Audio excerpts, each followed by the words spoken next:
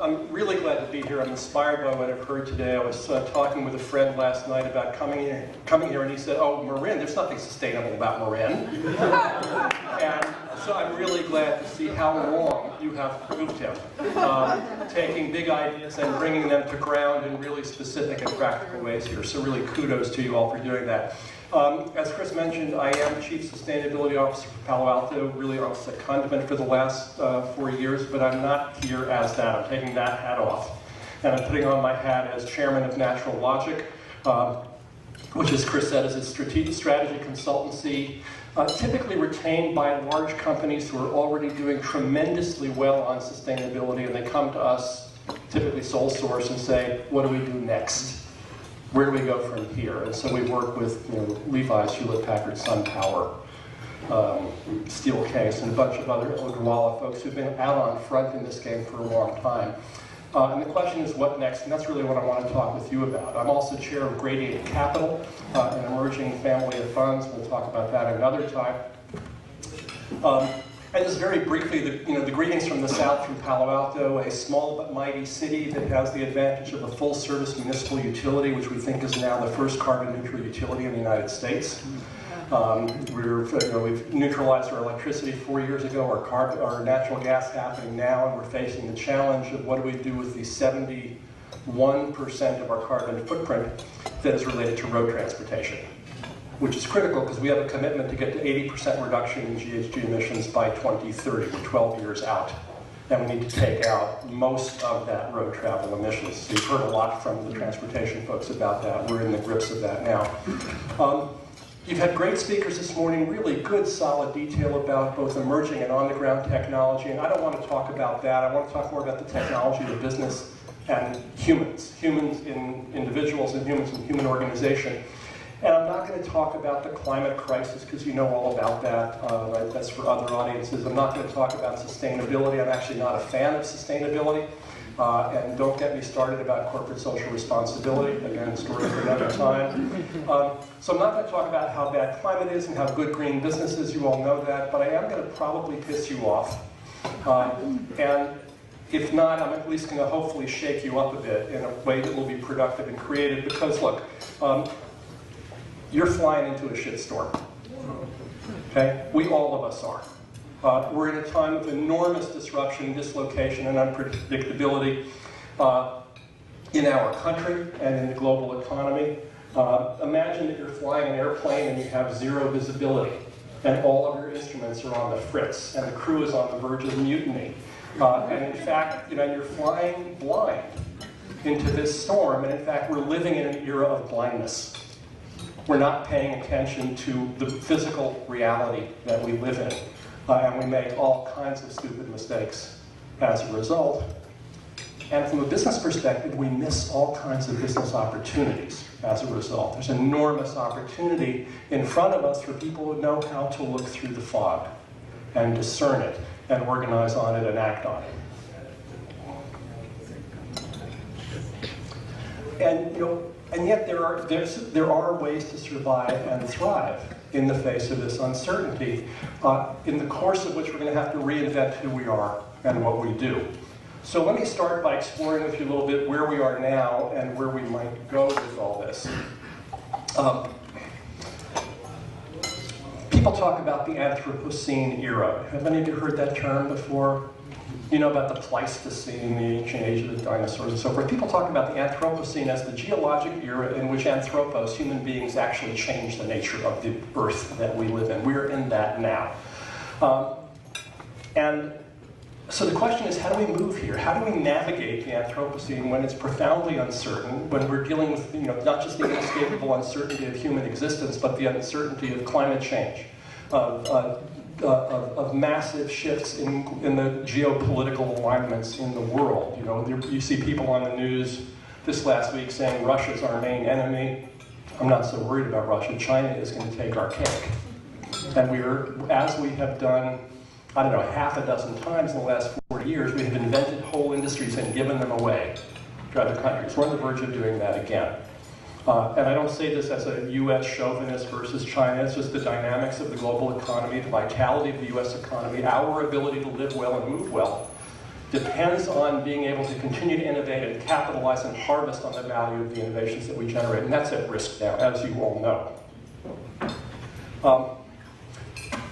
And so from a business perspective, there is the challenge of grappling with that risk and also fulfilling duty as business executives and board members to shareholders and other stakeholders. How many of you run companies? How many of you run not-for-profits, which are also businesses, right? You have budgets, you have staff, you have results you have to produce, you just don't pay shareholders.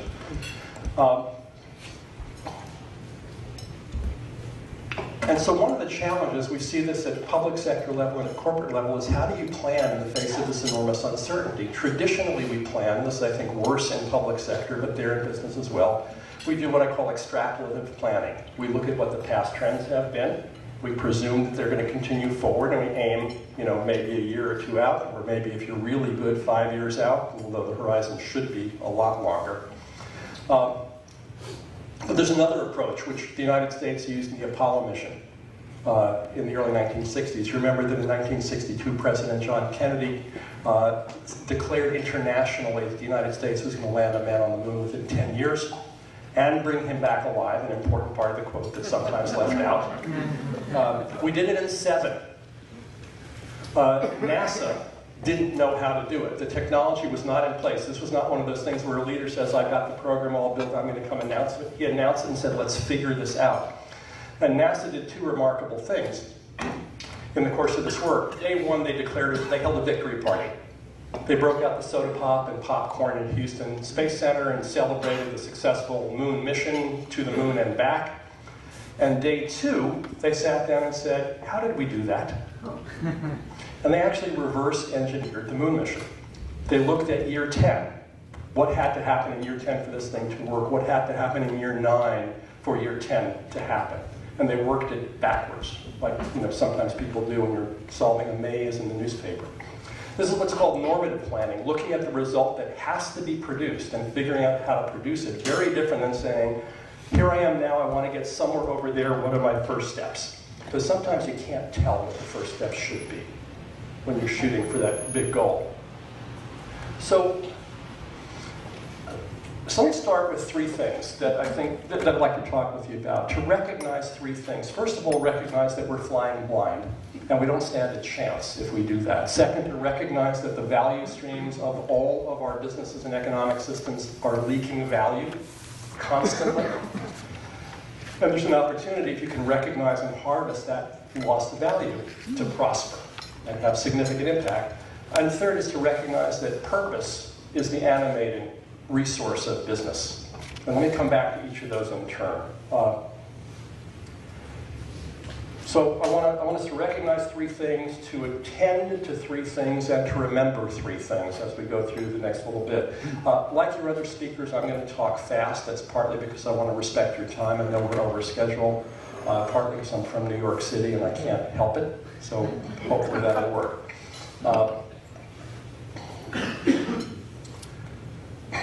So we're flying blind. You know that we're flying blind ecologically because we don't recognize ecological value on the balance sheets of our businesses. We have this bizarre concept called externalities, which are the things that economists choose not to measure and companies choose not to pay for.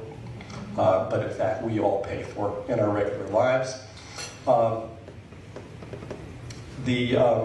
The British research firm TrueCost did an analysis some years ago and determined that there is no industry on Earth that would be profitable today if it had to pay its ecological costs.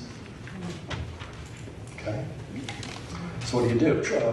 Puma was one of the first companies that brought this into the business management system of the company, Puma, the shoe company. They built an ecological profit and loss statement that counted the value of climate, of water, of soil fertility, of biodiversity, added that up, looked at assets and liabilities on the balance sheet and determined that they were negative. And they did a very interesting thing. They could have said, okay, this is a nice academic exercise, it's not the real world, let's put it aside. They said, no, we're going to run this as an early warning system for our company. We recognize there's a differential between our financial management system and our ecological P&L, and that orients us to where the risks are now and where the risks are going to be emerging and where the future profit opportunities are. So think about that as you go. Hardly anybody is paying attention to those factors in their business. We're starting to see companies bring in an internal price of carbon. Microsoft was one of the first. There's now 400 companies that measure the value of, or the cost of greenhouse gas emissions internally, and in many cases build that into their performance management system so that Microsoft managers are bonused in part based on their greenhouse gas performance. And you know that it's one thing to say, I care about this deeply, but it's quite another to focus the activity of a manager on making something move in the direction you want to move it in. The problem goes deeper than the ecological blindness. 85% of publicly traded companies in the United States have a long-range strategic planning horizon of less than 5 years. 85% of them. 75% of companies have no metrics in their have no balance sheet or capital efficiency metrics in their long-term incentive programs. 85% of the S&P 500 has no disclosed line of sight process metrics that connect people's activity to future value. Some people like Jan Ballard are thinking about that, but mostly it's a desert out there. 30% of companies over 5 years have negative total return to shareholders and negative cumulative economic profit, but that's not what people are paying attention to. People are paying attention to quarterly capitalism. And there's a disjunction between quarterly capitalism and sustainable capitalism. Who cares about this? Well, if you're a publicly traded company, your shareholders do. If you're your own company, you do or you will, because this is going to come and bite you. And it's a question of whether you wait till it bites you or whether you take proactive action to leverage your understanding to actually make a difference here. For those of you who are investors, you know that this is a rising trend in the investment world. There's something like $15 trillion under ESG, environmental and social governance management, among investment organizations around the world. Major pension funds are looking hard at these issues. And the emerging climate-related financial disclosure requirement, which we'll be seeing more about over the next year or two, is going to require companies and fiduciaries to disclose climate risk. And there's a big scramble going on in the background in the world now, figuring out how do we do that? How do we build that in, and what difference does it make? Are these just numbers to report, or do these become some of the drivers of transition strategies that you're going to see increasing shareholder resolutions around, coming to companies and saying, if you don't have a transition strategy to a low-carbon economy, you're violating your fiduciary duty to me as a shareholder. In fact, Mark Van Cleef is talking about going beyond fiduciary duty to strategic duty, asserting that directors and officers, and again, I'm using the language of big companies, but for small companies or family-held companies, it's you and your family who are the shareholders. Same deal. Are you fulfilling your strategic duty to make sure the value will grow and last in the dimensions that you care about? And you don't even manage your greatest asset. I'm not saying you don't manage it well. I'm betting you don't manage it at all. And we'll come to that in just a moment. Second, we need to recognize that our value streams leak. And let me tell you a story about one of our clients. One of these companies, stellar, truly impressive sustainability program, came to us and said, we need to reset. What do we do next? And we worked with them to build a strategy and then made this assertion about their value stream. They said, what do you mean? We said, let's get together for a couple of days, people from all across the company, every department, and map out your value stream. From cradle to grave, or cradle to cradle is the more common parlance, from the mine, digging up low-grade ores, refining them, creating metals, making product, storing product, painting product, shipping product, selling product, taking it back at end of life, all that stuff they did, and they did it impeccably well. And we asked the question of where is this value stream leaking? And people at first didn't understand, but then started to think and recognize, oh, like this is an efficiency question. So there's physical material that we're buying that's not making its way into a product on a shelf. It's actually going out to a landfill. We actually buy the material, spend a lot of time and money processing it, and we pay someone to take it away. That's a value leakage, right? Circular economy starts to address that. How do you start to both operate more efficiently so there's less waste and also repurpose so-called waste into product? using more energy than is necessary would be another kind of lost value. But then they started to think, wait a minute, what if we're not making the right sales propositions to our customers? What if we're missing sales because we're missing what our customers are expecting around these concerns? Or what if we're landing sales, but they're one-time sales and not 10-year relationship sales or lifetime sales? So we mapped this out over a couple of days. They mostly did with our guidance. And then the question, of course, is what's all this worth? And we, being good consultants, said, well, we're happy to figure that out for you. We'll just need certain data. And they said, no. No, you're not getting that data. I think it was partly that they just felt some of it was too sensitive and too confidential. And some of it was probably a suspicion that we would do an analysis and come back and pitch them on more work, which of course we would have done. So they said, no, we'll figure this out ourselves. And I said, great, would you be willing to let us know what you come up with? And they said, yes, we'll be happy to do that. And as we were leaving, we said, we predict this will be a large number. And they said, we'll see. We'll let you know. Go on, get out of here. 2 weeks later, I got a call from the global head of strategic planning for the $6 billion global manufacturing company, and he said, we've got a number. I thought, cool. He said, you'll be interested to know that it was not a large number. And my brain just started to race, figuring out how could that possibly be? And he must have done stand-up comedy because he waited the requisite 2 beats, and he said, it was a massive number. And I asked, I thought, this is good. I asked him, how massive? He said, about as big as our total global revenue. This is one of the best companies in the world. Okay? Let that sink in. There's huge opportunity here if we play this right. The third thing to recognize is to recognize that profit is not what drives business, at least not good and successful and durable business. Purpose is what drives business. Profit is a way of keeping score. Profit is a way of paying your shareholders if you have them, paying your creditors if you have them, keeping score about how well you're doing. But, nobody, with all respect to the PG&E people here in the room, nobody walks into their office in the morning and says, my purpose today is to pay the light bill.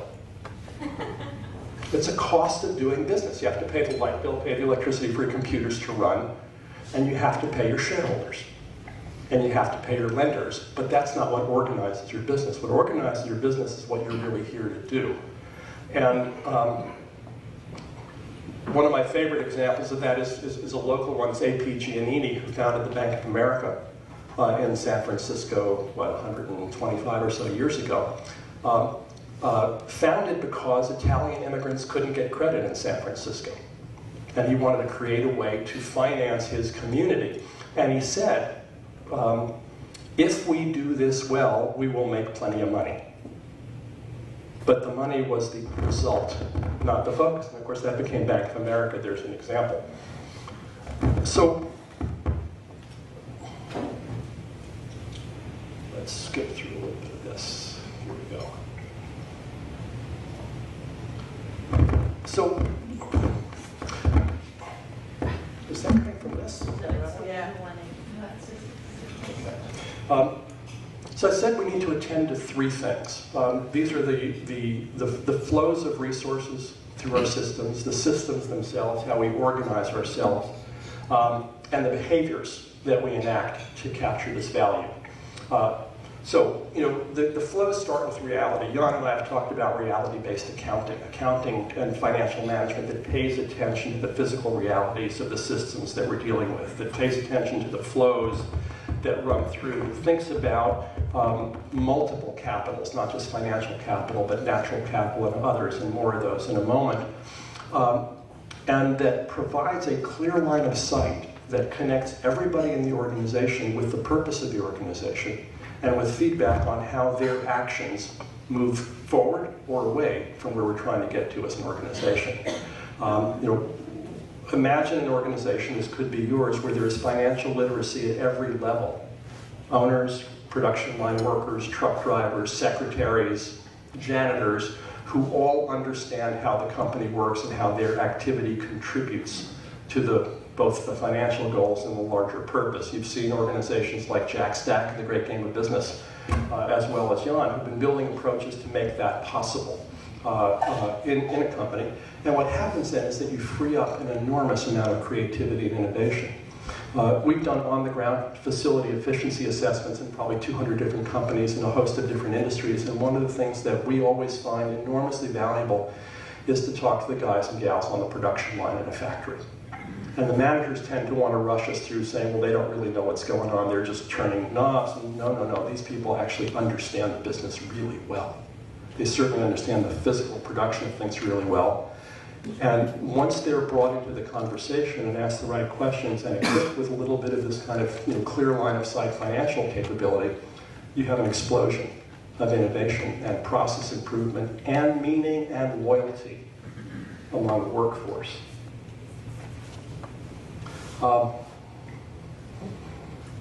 The challenge of focusing your attention on both long-term and short-term can seem problematic.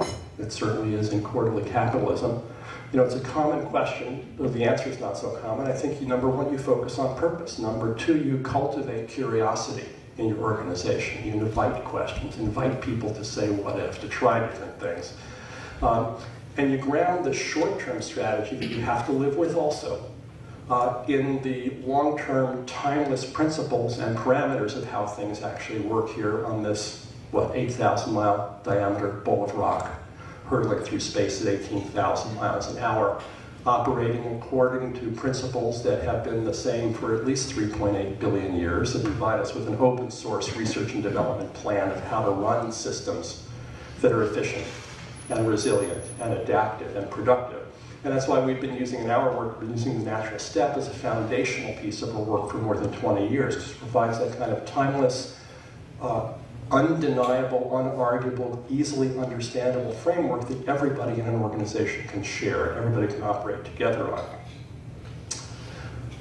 Second thing to attend to is the systems, and this is really a question about design. I talked a little bit about quarterly capitalism. There are people talking about sustainable capitalism and talking about multi-capitalism. Capitalism is it's called capitalism because it focuses on capital. So the real word is not capitalism, it's capitalism, okay? And it focuses on financial capital. That's been the focus for centuries. But what about manufactured capital, the things that we build, the structures and infrastructure that we put in place in the world? What about natural capital, which we've talked about a little bit, the value of the services that living ecosystems provide to humans in the human economy? Gretchen Daly at Stanford did some initial research on this. It was now almost 10 years ago, working with a worldwide team of economists and scientists, and they enumerated, it was just like pages and pages of elements of what contribute to natural capital. Everything from processing of rainwater to soil fertility to the pollination services of insects, not to mention the value of a beautiful sunset at a touristic location that increases tourism dollars and so forth.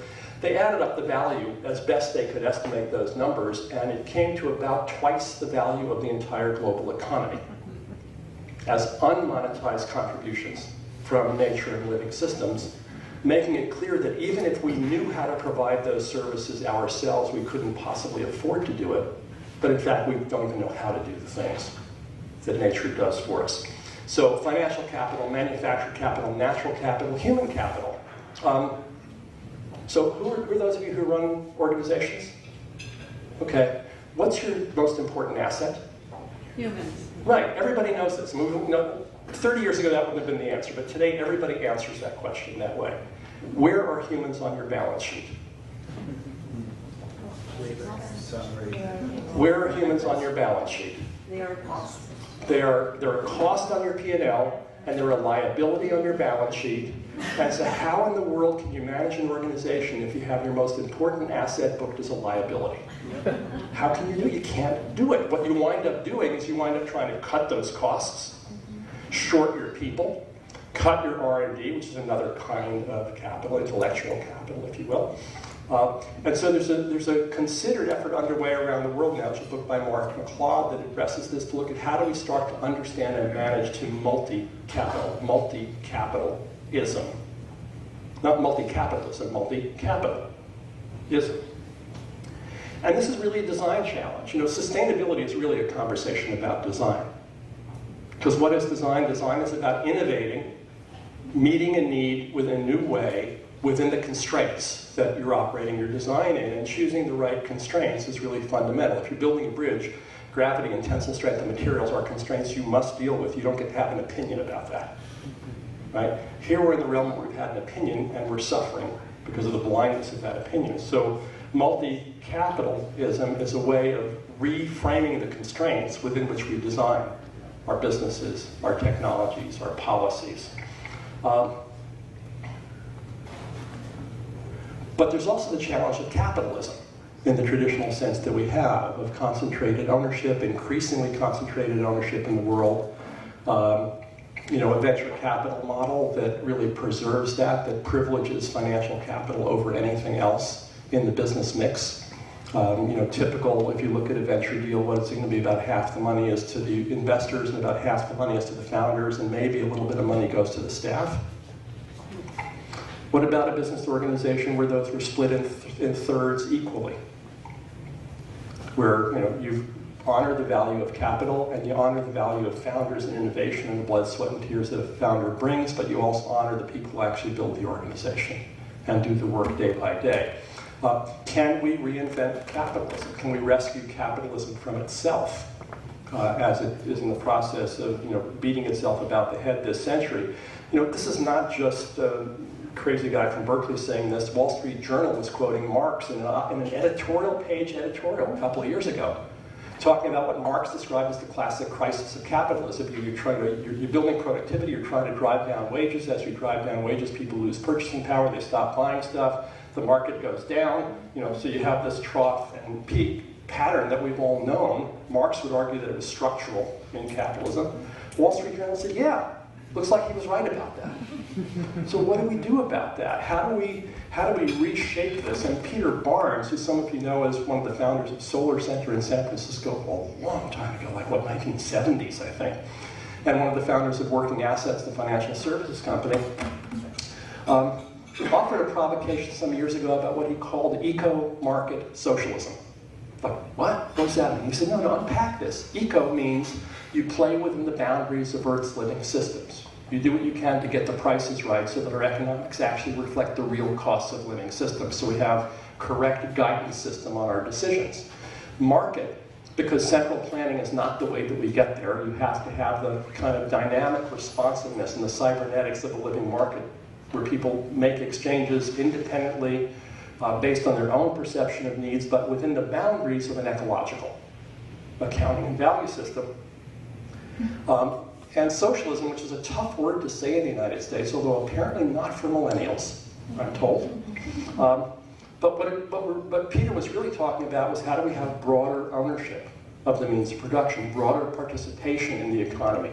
Not an economy where there's 1% that has more than half of all value, and in the United States today, 1 out of 5 people poor after all the government supports that we provide. By the way, in Denmark, it's 8%, just gives you a sense of what's possible there. And so how do we do that? Maybe in the design of your enterprises, maybe in the emergence of more and more cooperative enterprises. Some of you know about the Mondragon family of cooperatives in Spain. There's other activities around the world. Here in the US, there are currently more people working in worker-owned cooperatives than belong to labor unions. Now, that has problems as well as good news in it, but the point is that worker-owned organizations are on the rise for a lot of very good reasons. Is that appropriate for the activity that you're thinking about? Is some kind of broader engagement in ownership and governance feasible? Because again, remember, none of us is as smart as all of us. And so, diversity is not just a social justice concern, it's an intelligence concern, because a business run by a bunch of gray-haired white guys is just not going to see the same things that a business run by a bunch of 30-year-old women, or even better, a business that's a mix of many different kinds of us who can share our different experience and perceptions together. But that can't be just advisory board. That has to be structural relationship to the business, I think, through ownership and other relationships. And so, the question for all of you is how will you organize your business or your not-for-profit or your government agency around purpose, around what really matters to you and to your stakeholders? How will you measure and manage progress that actually keeps you aligned with that purpose And how do you include the requisite variety of different kinds of humans, not just in the activities, but in the upside of those activities and the profit participation as well, which brings us to the question of change.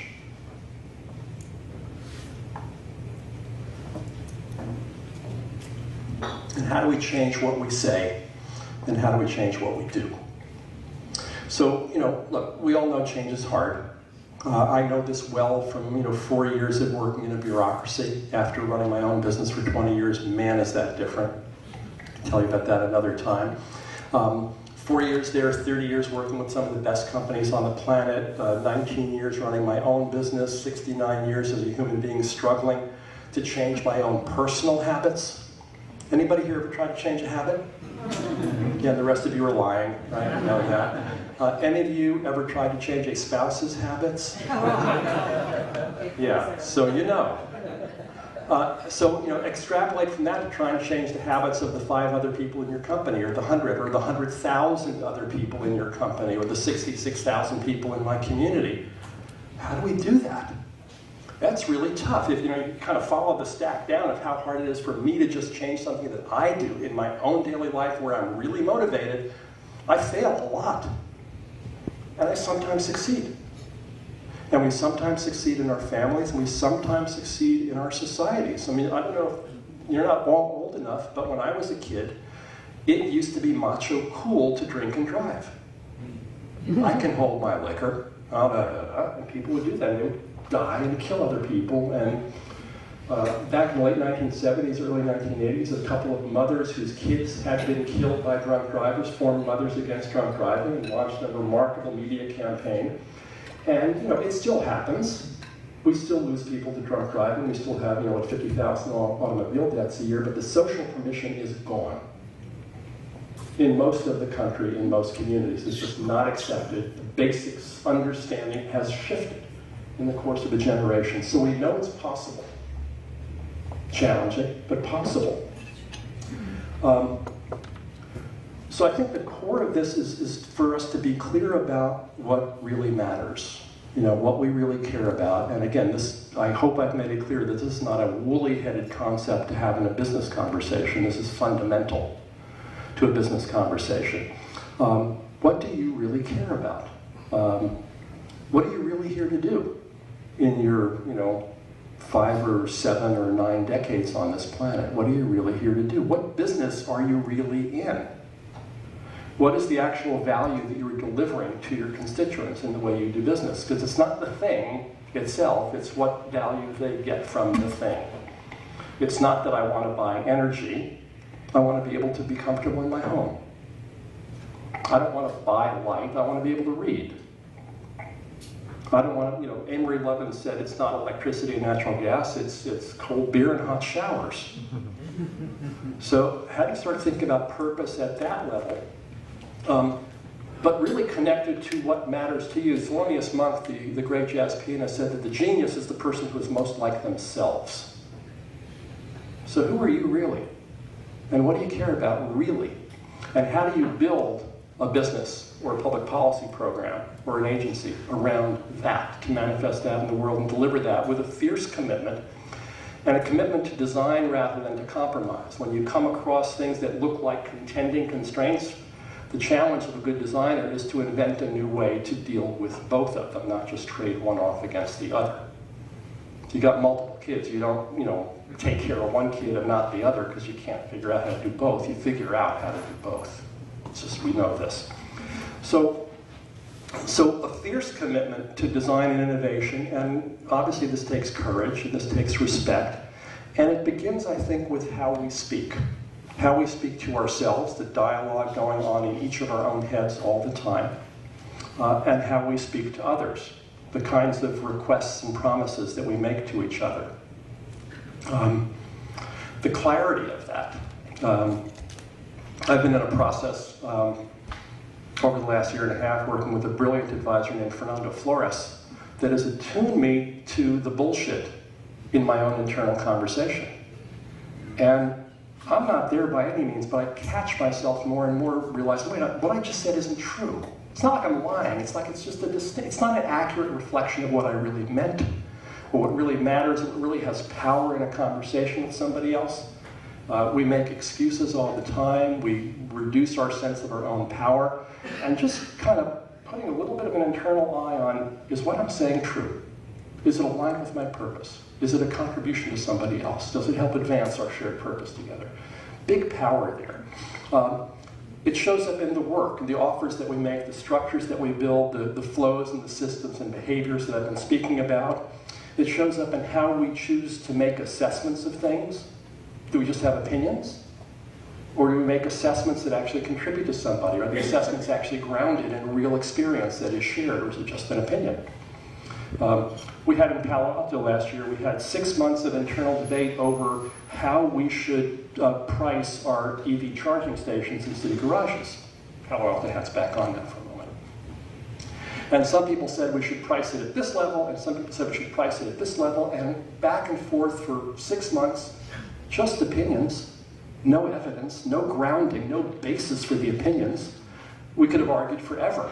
Or somebody could have just said, I'm the boss, it's going to be this way. What we did instead was, I think, a pretty cool thing.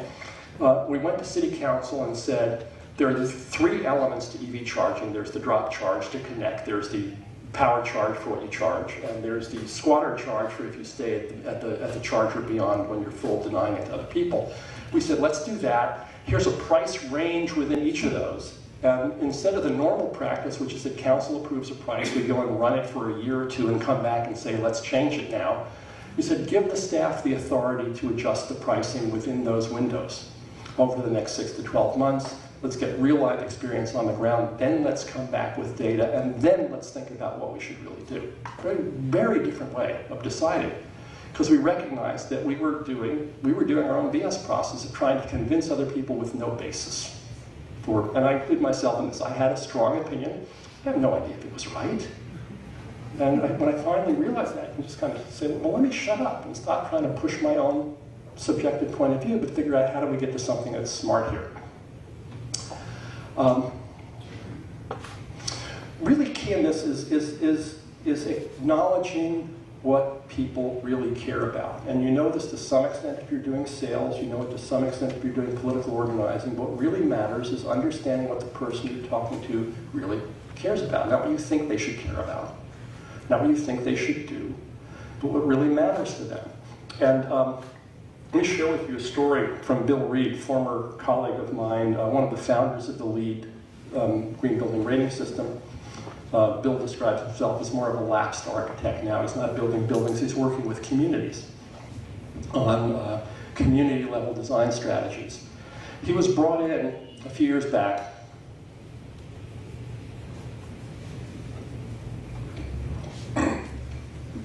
to a community in the northeastern United States that had a beloved private school that was wanting to expand. And the expansion plans not only accommodated growth of the student population, but it was going to be super energy efficient and renewable and water cleaning and ecological landscaping, all the cool stuff that we all love. But a lot of people didn't want it to happen, and the community started lawyering up. And neighbors were preparing to go to war with each other for the next 5 years. And Bill got brought in and asked to get all the stakeholders together in a room. So the school, the teachers, the planners, the contractors, the zoning officials, the parents, the lawyers, everybody they could think of who touched this thing, the kids, got them into a room together and then locked the door. And he went around the room and said, what's your position on this project? He'd say, well, I'm for it. I'm against it, for it. Just kind of went around the room and had everybody talk about what their position was. And then he went back and said, why is that your position? And you'd give your reason. Too much, more traffic. Oh, I hate it. Or easier access for my kids at school, I like it. And around the room with the reason. And then went around again and asked the question again, what's the reason for your reason? And then went around again. Some of you recognize this as the 5 whys process that's at the core of the Toyota production system, which revolutionized manufacturing around the world to get down to root causes. Well, as Bill did this over the course of a day with these couple of dozen people, they got to the point where everybody looked around the room and said, wait a minute, we all agree. We actually have the same concerns. We're perceiving them differently and we're expressing them differently. We're interpreting them differently in terms of what gets us there, but we all have the same concerns about the well-being of our children and the quality of life of our community and so forth. And Bill said, okay, now let's start talking about the design of this facility. And they redesigned the project that was already super energy efficient, became 60% more energy efficient. It was already water efficient, became 80% more water efficient. The economics got better. And for me, the metric that really stands out for me is that a county that hadn't given a zoning variance in 10 years gave a zoning variance in 3 months. What's the value of that? If you think about the time value of money, what's the value of that? What's the value of a community not spending 5 years in litigation with itself? Huge. By focusing on what people really care about and surfacing that.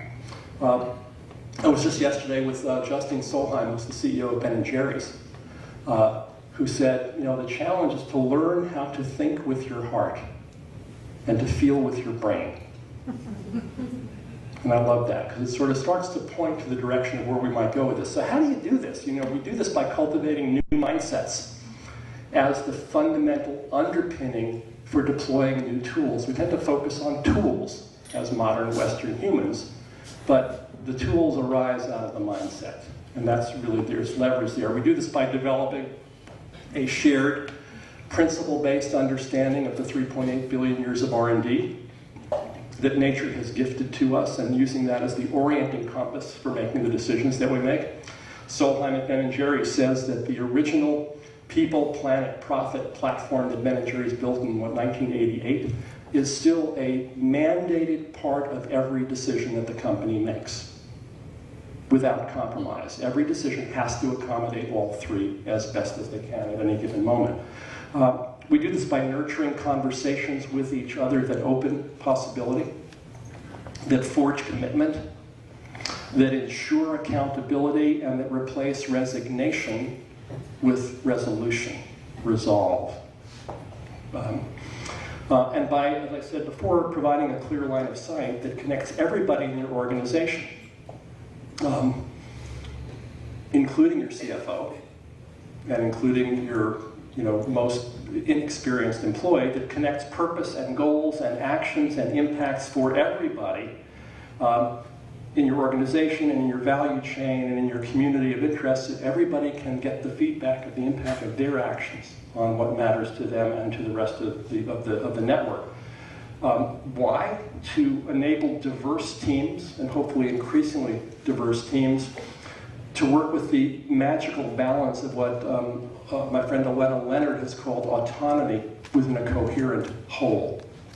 How do you have an organization where people can act independently but aligned at the same time, not through top-down control, but through an understanding of where common purpose is and how it plays out in the world, and to include not just the rear-view mirror metrics of financial reporting and even CSR reporting and ESG reporting, but also the radar metrics that could disclose potential disruption and identify the disruptions in your metrics. And the only word I need to say about that is blockchain, and we can talk about that later.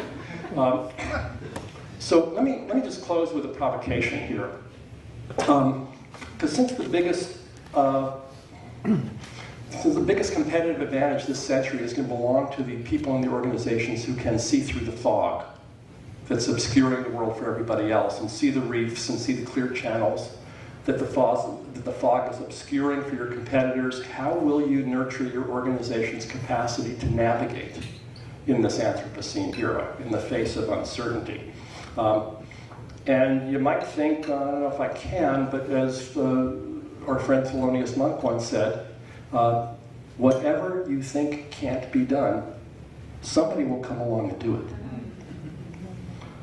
So let me close. I mentioned that there are 3 things to remember. I'd like to close with just 3 offerings from some profound teachers of mine. 2,000 years ago, a gentleman named Rabbi Tarfon said, "It is not your responsibility to finish the work, but you're also not free to desist from starting." So that's one that I check in with every day. I'm not going to get it done. I'm not going to perfect it, but this is what there is to do. Adrienne Marie Brown, a totally new name to me, I just discovered her work a couple of weeks ago, said in a webinar, all organizing is science fiction. And I thought, say what? She said, all organizing is science fiction and intrinsically spiritual because we have faith that we can build a world that we've never experienced. And I would suggest that's what everybody in this room is doing now. We're building something, we can see it, we can taste it, we have some sense of it. We haven't lived it yet, but we know it's possible. And this is one of our challenges to people who don't see it and taste it yet, is to put that over the line. But let me close with a really fundamental strategic business question from the poet Mary Oliver. Tell me, what is it that you plan to do with your one wild and precious life? Thank you.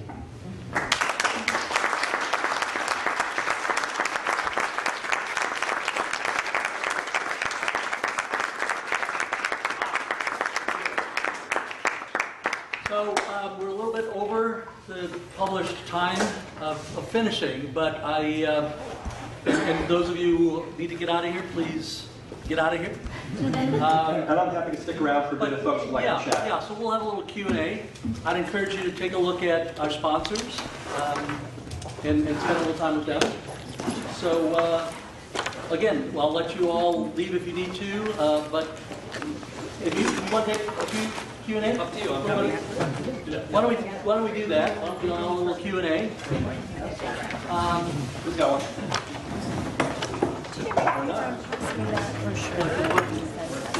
Tell me, what do you got about against sustainability? It's boring. You've all heard the line from Bill Dunn and Michael Braungart. I say to you, like, how's your marriage? And you say it's sustainable. And I say, God, I'm really sorry to hear that. How about vibrant, exciting, creative, renewing, regenerative, restorative? How about that? Sustainability is basically about slowing the damage and not having things get any worse than they are. And that's a good place to start, but that's not what animates the human soul. What animates the human soul is doing something better that enriches and that really, you know, I got my start in this work with Buckminster Fuller like 100 years ago. I can't do that, 1972. And Bucky's personal philosophy was to work for a world that works for 100% of humanity in the shortest possible time, through spontaneous cooperation, without ecological offense or the disadvantage of anyone. And I heard that as a 23-year-old kid, and I said, sign me up. That's my life's work, and that's, you know, much more interesting than sustainability. Yeah. Somebody else? That's just a very practical question. So for the real estate industry, Yeah. especially in California, Yeah. there's, I know there's some regulations on reporting, but there really, it seems to me, needs to be greater regulation for when people are buying a home by the bay, and I'm just wondering, you know, that industry in general, are they starting to embrace the issues, adaptation issues around climate change, and then also from a state governmental level, what might be done? Yeah. Hard to generalize on an industry, but like some of them are and some of them are not. Some of the tract home developers like Pulte and KB are building much more energy efficient homes. They're starting to recognize the value of transportation and community design. City of Mountain View is requiring as an entitlement condition that the developer of a residential and commercial property attend to the transportation demands of their residents. So they actually, the developer becomes responsible for lowering the single occupancy vehicle commuting rate. So you're seeing things like that. On the other hand, you know, we still let people build on floodplains. We still insure people for building on floodplains, pay them money to go back and rebuild on those floodplains. So we're confused about this. And I say we, both at the level of local government and policy, but also at the level of individual people who want to put their home where they want to put it. You know, I decried quarterly capitalism before, but we're all participants in that. I mean, any of you check the returns on your 401k? You ever rebalance your portfolio based on what the returns are looking like? We're in the game, right? And so balancing the short term and long term and building it into the mechanisms of policy is pretty challenging. Yeah. So what is Palo Alto? What's Palo Alto, the city, doing to address that 71% of transportation carbon impact? Short answer, electrify everything, which, as Carlene and others talked about, starts to bring down the greenhouse gas impact, but then also develop mobility as a service and other ways to reduce the use of private cars. The question that I ask is, how do we make it more convenient for anybody, anywhere, at any time to not have to get into a car and drive? Because we wind up with just electrified vehicles in the current commuting patterns. We still have, 2-hour commutes in the second worst traffic in the country. And, and this is connected with this question. So transportation and housing are the same connected issue, which our policy folks can't really deal with very effectively. California is adding population at 10 times the rate that it's adding housing. In case you're wondering why real estate prices are like they are here. They cannot be different if that's the disjunction, but we have a lot of folks that don't want to build housing. So we got issues. Yeah. In working with government, what have you discovered ways to bring policy into alignment with the urgency of the situation? It's a really tough question that I've been chewing on a lot this last week because frankly, there is very little urgency in government. We're trying. There's very little urgency. Yeah, we are. Many of us are in many ways, but it's not wired up for urgency. It doesn't have the resources, but it doesn't have the feedback systems. It doesn't have the ability to take risks. Palo Alto, case in point, I'm sure this is true here in Marin and in other jurisdictions. You've got really good, capable, smart, experienced people, very dedicated. Many of these people have chosen a life of public service and could be doing other things. They really want to do that. But they're in an environment where, risk is not encouraged. Success is pat on the back, maybe. Failure is dangerous. People get very nervous and very cautious. In the case of Palo Alto, which is the city that I know the best, there's a tendency to, what I would say, plan excessively, trying to figure everything out before you move. But we're in a time of urgency and uncertainty. It means we have to be able to move fast and make experiments. We call Palo Alto the heart of Silicon Valley, and we're surrounded by these agile enterprises doing lean startup, and we are not that.